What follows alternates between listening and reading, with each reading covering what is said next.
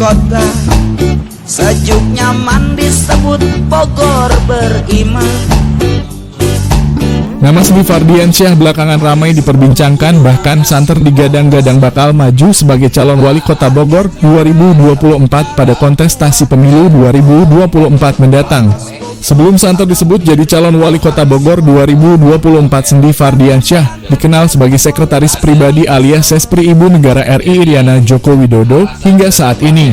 Sri calon wali kota Bogor bersama warga peduli pertanian Sabtu 24 Februari 2024 berlokasi di area Farm BNR Kelurahan Mulia Harja, Kecamatan Bogor Selatan. Sri calon wali kota Bogor mengatakan bahwa memang selama ini kelompok-kelompok tani di masyarakat sudah ada, sebenarnya satu kendalanya modal. Yang kedua tidak adanya pembinaan yang maksimal. Yang ketiga bingung mau jual kemana, lebih kepada menjembatani antara produsen dan konsumen. Sebelumnya juga kita sudah menghadirkan narasumber dan sekaligus kita akan kerjasama. Bagaimana sebenarnya kebutuhan akan pengungsi dari perkebunan itu sangat tinggi sekali. Bukan hanya ke pasar tradisional tapi juga ke pasar modern, asal kemasannya bagus, asal standarnya bagus, itu bisa dijual sampai 4 kali lipat harganya. Jadi kita mengupayakan masyarakat yang bertani dan berkebun sehingga bukan sekedar hobi tapi juga bisa menghasilkan secara ekonomi. Alangkah baiknya apabila masyarakat dengan lahan yang terbatas punya tanaman unggulan seperti cabai sayuran maupun tanaman obat. Yang penting bisa ditanam dan menjadi andalan selain untuk konsumsi pribadi sekaligus bisa dijual juga. Bahwa kota Bogor memiliki sejarah panjang sebagai pusat perkebunan dan pertanian itu dibuktikan dengan adanya kebudayaan dan fasilitas penelitian dan lainnya. Sejarah ini jangan hilang dan jangan hanya sekedar simbol. Misalnya di Palembang ada kampung namanya Kebun Manggis. Insya Allah tahun 2024 ini nanti kita akan lanjutkan lagi program Intek bekerja sama lagi dengan pertanian. Memang fokus utamanya adalah bagaimana pertanian perkebunan khusus di kota Bogor walau dengan lahan yang terbatas dapat berkarya. Dari kota Bogor, Robi Palapa TV mengabarkan. Lalu Bogor yang sudah kesohor tersisi oleh buahnya dari impor. Panas Bogor sudah mirip panas kompor. Jangan biar kotor asal kesohor. Tujuh Kang Sandy sadayana bener ibu-ibu. Banyak sudah pepohonan yang tumbang oleh manusia yang penuh kerakusan. Tidak peduli banyak yang menjadi korban. Kalang kabut musim hujan kebanjiran.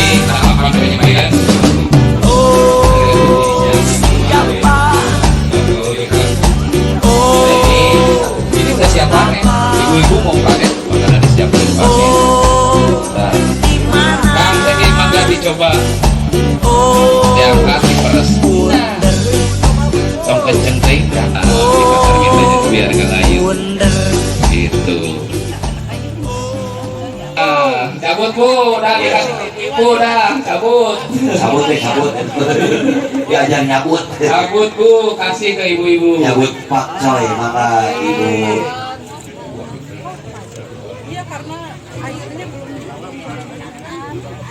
Berenangnya seger mujihna. Ini bah. Gitu. Air saja. Gitu. Nah ini beda sama lagi ikan gapi 500 perak hiji. Itu. Jadi melina sekali endogana loba gitu, anakanna loba. Nah ini atas kebetulan baru satu Kang. Mudah-mudahan aya modal hari. Alhamdulillah. Jual berapa Bu? Mengekor.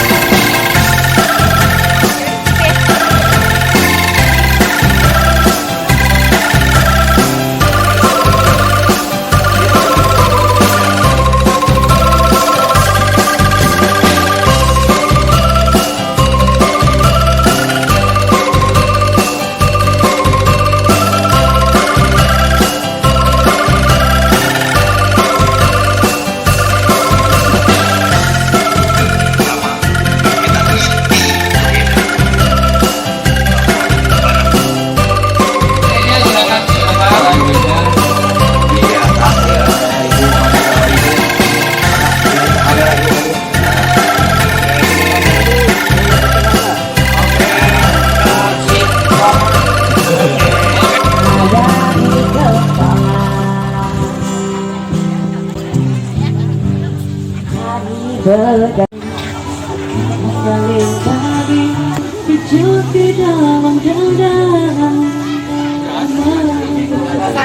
kira saya perlu menyampaikan awalnya saya ketemu dengan Kang Heri, di mana beliau adalah pemerhati lingkungan. Jadi ada bank sampah yang di dekat rumah saya di sini di DPR. Kemudian setelah ngobrol, beliau tertarik juga dan sudah menjalankan hidroponik. Karena beliau tertarik untuk hidroponik, sehingga saya sampaikan kenapa kita nggak coba dulu. Nah, sebelumnya nyoba di rumah saya di BR dan sukses. Saya sampaikan itu kebetulan ada lahan nggak besar, maksudnya nggak sampai 1 hektar sebenarnya, tapi saya pengen kalau memang kita mau bantu masyarakat petani, kebetulan saya pemerhati pertanian juga, dengan teman-teman petani barangkali bisa kolaborasi. Beliau sampaikan izin apakah bisa menggunakan lahan ini sementara untuk mereka merealisasikan apa yang ingin mereka capai. Jadi kadang petani itu kan dapat bibit ya, dapat pupuk, dapat teknologinya, tapi mereka mau nerapkannya di mana gitu, lahannya terbatas.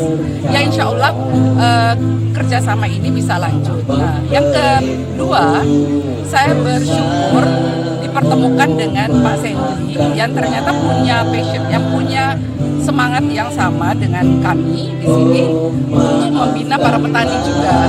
Tadi saya sudah sampaikan beliau, meskipun ada lahan, meskipun ada SDM-nya, ada bibit, ada pupuk, ya ada teknologinya, ada pasarnya, tapi kalau nggak ada kemauan susah.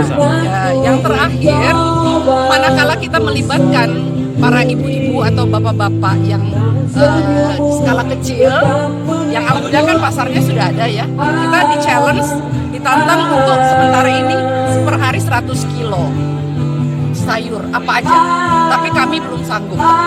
Lebih tepatnya bukan saya pribadi, tapi teman-teman petani, mereka belum sanggup, sehingga kita membutuhkan keroyokan bareng para stakeholder di sini. Saya kira itu.